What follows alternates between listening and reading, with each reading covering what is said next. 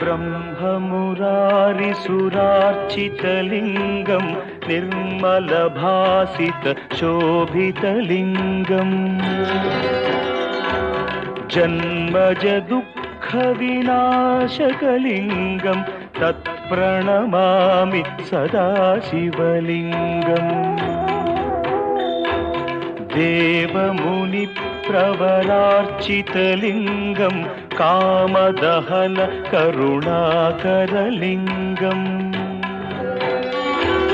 रावणदर्पविनाशकलिङ्गं तत्प्रणमामि सदा शिवलिङ्गम्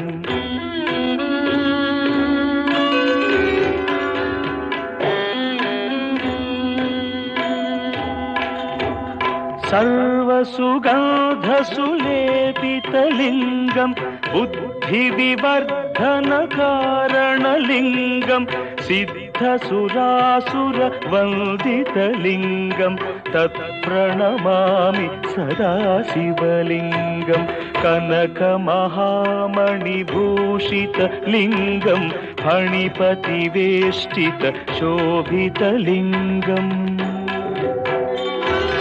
दक्षसुयज्ञविनाशनलिङ्गं तत्प्रणमामि सदा शिवलिङ्गम् कुङ्कुमचन्दनलेपितलिङ्गं पङ्कजहार सुशोभितलिङ्गम् सञ्चितपापविनाशनलिङ्गं तत्प्रणमामि सदा शिवलिङ्गम्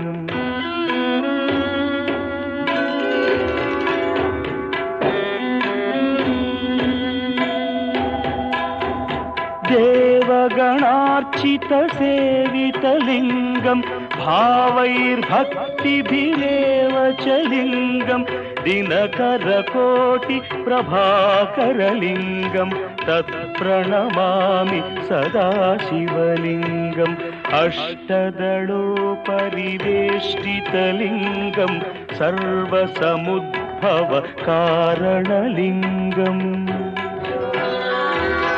अष्टदरिद्रविनाशनलिङ्गं तत्प्रणमामि सदा शिवलिङ्गम्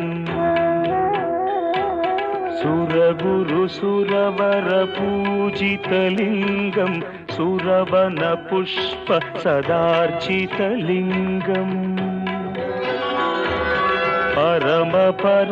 परमात्मकलिङ्गं तत्प्रणमामि सदा शिवलिङ्गम्